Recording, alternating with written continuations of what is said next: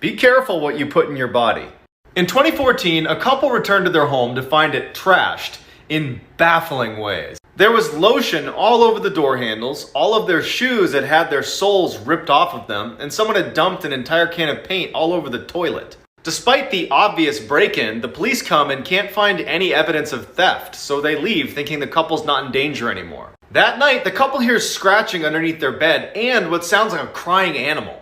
Not wanting to find out what it was, they leave and call the cops, who come right back and start investigating the house, and they make a startling discovery in their bedroom. Wedged underneath the couple's bed was this 90-pound tiny little woman carrying a huge butcher's knife and a hypodermic needle. As they're taking this crazy lady away in handcuffs, one of the officers comes over to the couple and is like, so she was high on meth, and for at least 2 hours, she had been burrowing a hole in the underside of your mattress with that knife to get to you. In 2020. I'll fucking go first. I asked a girl out on a date, picked her up, drove her to the fucking restaurant. Right when we parked, she tells me, I don't think I really want this to be a date. What? I had no fucking idea what I should do. So I just fucking go into the restaurant with her. We sit there like we're strangers the entire time. I had just blown up a little bit on TikTok. I made a fucking video about the situation and I asked everyone on TikTok what the fuck I should do.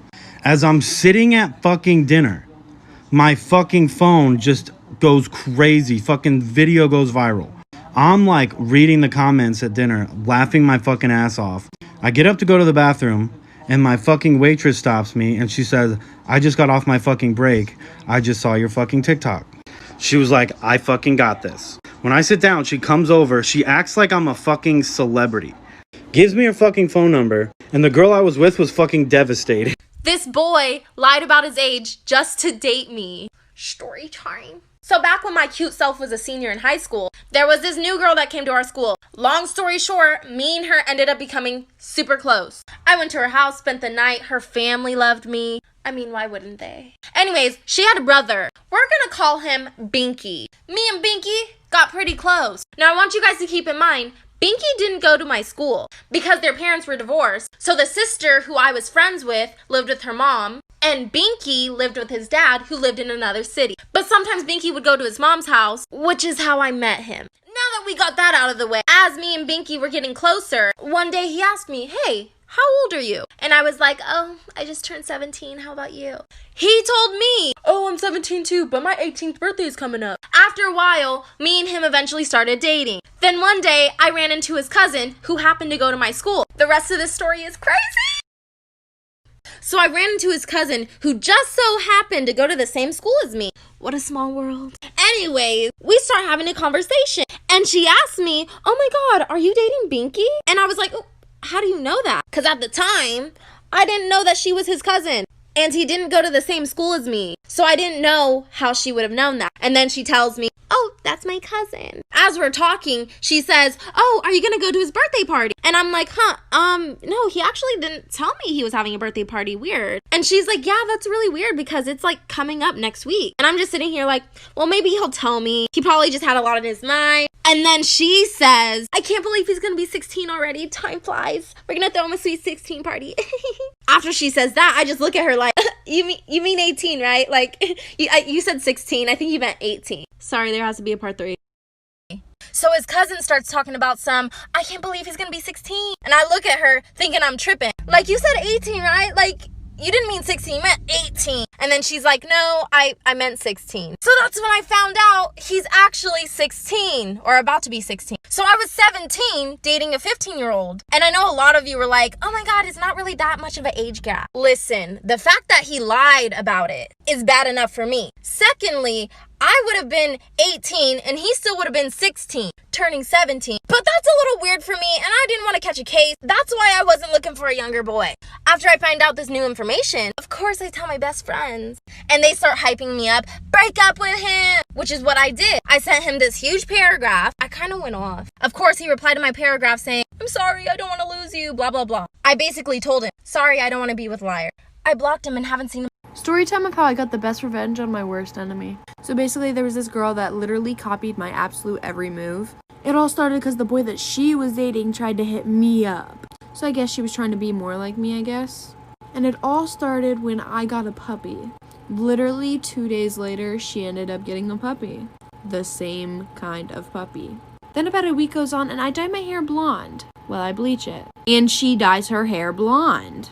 Okay, then the next day, I posted on my story about this app that I was using. It's called Fitness Coach, and I was getting my dream body from it. Also, the link to that app will be in my bio. But then not even an hour later, she posted that she was using it. Then I just noticed every single little thing that I did, she would also start to copy. She even started literally copying my outfits head to toe. So once I noticed that, I decided I was gonna try something out. And I bought a bald cap from the store. And then I posted on a private story with only her in it.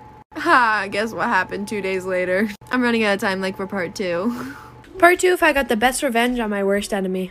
Continuing on with the story, after I got a bald cap and posted on my private story with only her in it, 2 days later, she shaves her head. So this is the time where I try to confront the girl. Because at this point, it's obvious she's trying to copy me. And after I confronted her about her trying to copy me, she then tried to say that I was the one trying to copy her. And then switch up the whole story. But for about months and months, she continued to copy me. And now here's where the story gets bad. My puppy ended up passing away due to heart failure. And then, of course, I posted about it on my Instagram story. And that night, I was scrolling through, who viewed it. And I see her little fake account. And honestly, I didn't think anything of it. It took a little bit, but 5 days later, I see on her story, my baby will always have a place in my heart. Rip Moxie. Oh, I named my dog Roxy, by the way. And that's the exact thing I put on my story. Exact words and everything. I don't know what she did with the dog, and honestly, I'm terrified to know. But after that, I blocked her on absolutely everything because I came to the conclusion that she is crazy. Extremely toxic best friend story time. So when I was in 8th grade, there was this boy. And this boy would go around telling almost every girl that he liked her. And I was one of those girls. And he would do stuff with all of us. And there were 11 of us. So we all hated each other. Especially this one girl, and we're gonna call her Abby. And every time we saw each other, we would be super mean to each other. Well, a year passed, we stopped talking to this kid, and I bumped into her at homecoming and basically apologized. So after that, we became best friends. And everything was good until every time I told her about a guy, she would start talking to them. Like this one boy that I was Snapchatting and talking to, she accidentally sent nudes to him and said, "Oh, sorry, I meant to send them to my boyfriend." So then she called one of my other best friends and said, "No, it actually wasn't an accident." And of course he told me because he was my best friend. So I was like, whatever, and stopped talking to the boy. And she did it again, for part 2. So pretty much her excuse for that was, oh, well, he said that he was gonna leak my nudes if I didn't send him them again. Which was a lie because literally half the school already had her nudes. So then I started talking to this other boy. And he lived right down the street from her. So she was like, if you want to go to his house, you can. And I was like, are you sure? And she said, yeah, just go tell my mom. And I was like, oh, okay. So I went and told her mom where I was going and went over his house. So I walked back to her house and she literally locked me out. Her mom had to come open the door for me to let me in. And she was like, oh, it's a good thing you came back when you did. Because I was going to drive you home now and tell your dad everything that you did.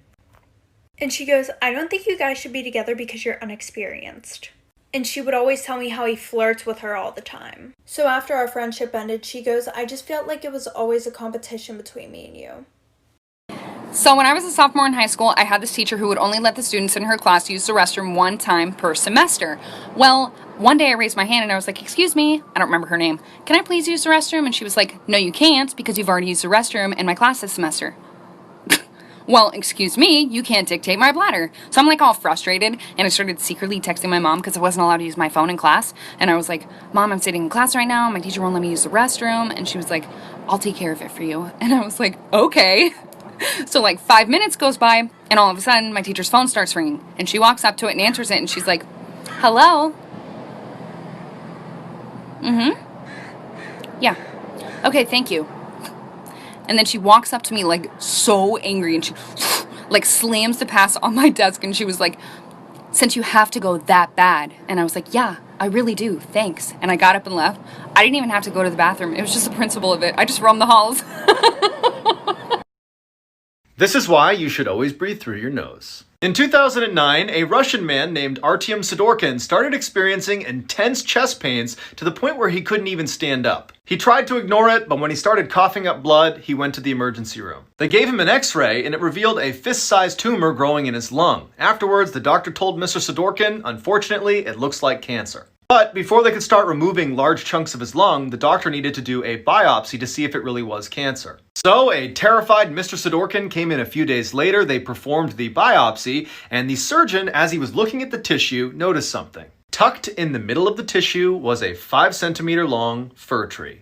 Mr. Sidorkin was a botanist, and he was a big mouth breather, and at some point while he was working, he managed to inhale a fir tree seed. The doctors told him he didn't have cancer, he had a tree. He was shocked, and he said, "I had no sense that a tree was growing in my lungs." But more than shocked, he was just happy to be cancer-free.